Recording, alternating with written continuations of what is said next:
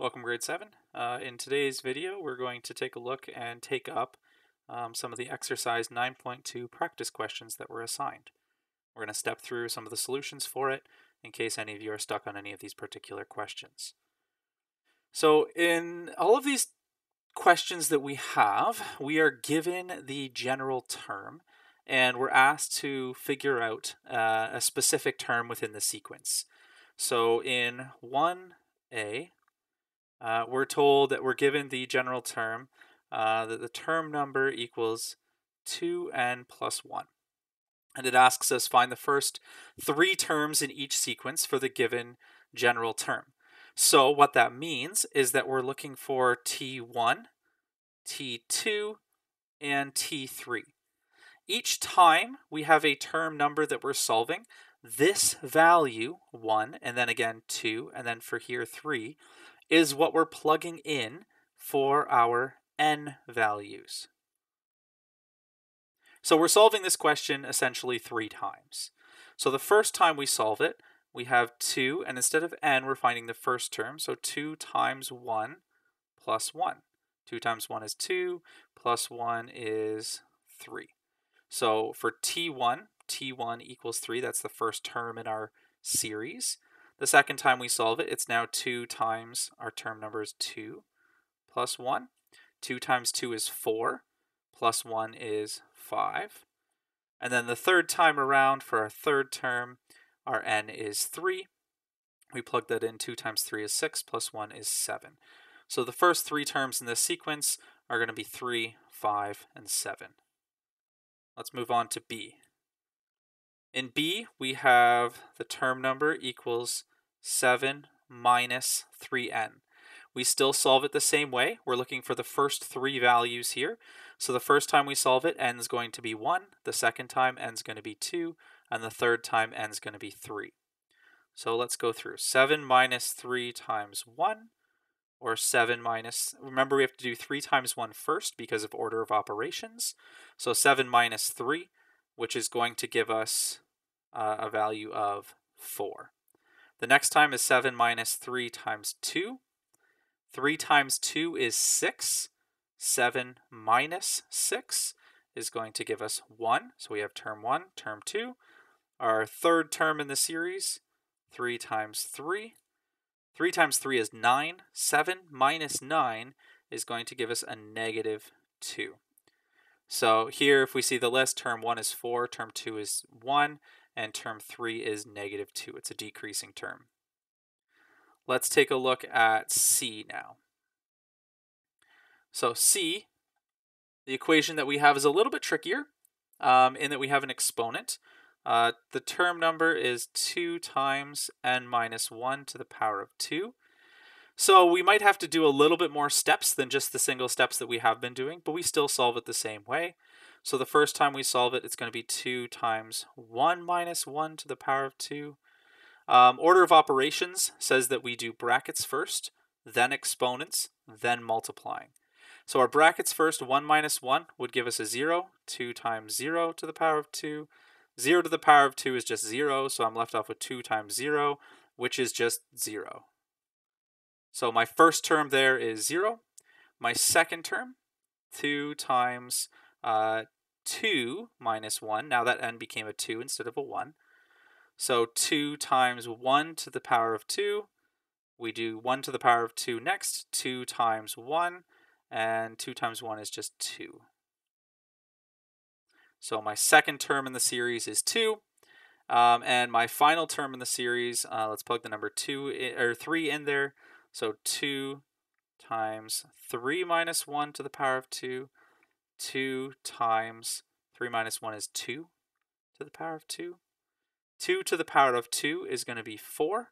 So 2 times 4, which gives me a term. My third term number is 8 when I go through and solve that particular question. D is a rather interesting one in that we have 2 n values, but it doesn't change how we solve the question. So D, let's put that over here. For our D, we have the term number equals n over n plus 2. First time we solve it, we use the value of 1. So 1 over 1 plus 2, which is the same as 1 over 3. The second time we have 2 over 2 plus 2, which equals 2 over 4, which can simplify to 1 over 2. The last time, 3 over 3 plus 2, which is the same as 3 over 5. So here's your term 1, your term 2, and your term 3 for that answer. When we get to the next step, we are given the general term again, but this time we're asked to find a particular term in the sequence. So for the first one here, for number 2, we're given the value of the term number equals n times n plus 3, and we're asked to find its 11th term. So we're asked to find T11. So what that just means is that every time we see an n, we're going to put in the number 11, and then we just solve the question from there. So 11 times 11 plus 3, and then it's just an order of operations question. So we do brackets before we do multiplying, so 11 plus 3 is going to give us 14, and then going through, 11 times 14 is going to give us 154. So the 11th term there is 154. Next, 3. We're told that our term number is n to the power of 3, or n cubed, minus 1. And we're asked to find its 7th term. So we're asked to find T7. And so where I see n here, I'm going to put the number 7. So 7 to the power of 3 minus 1. For those of you who forget how to do exponents, remember that 7 to the power of 3 is just the same as 7 times 7 times 7. So if you don't have an exponent button on your calculator, or if you're not sure how to work that, just do 7 times 7 times 7 on your calculator. You'll get 343. And then we just have to subtract 1 from that. 343 minus 1 gives us a term value of 342. All right, we have one last question here, but this last question, it is a tricky one, and it's meant to kind of stretch you a little bit as we go through answering these types of questions. And it's because the term value is a little bit tricky. Or the general term is tricky. So Tn equals 108 times 2/3 to the power of n. So this is where it gets a little bit tricky. You're asked to find its third term. So we're asked to find T3. It's 108. Remember here that when I have an exponent, it actually applies to both parts of the fraction here. Or another way we could say it, it's like saying we have 2/3 times 2/3 times 2/3.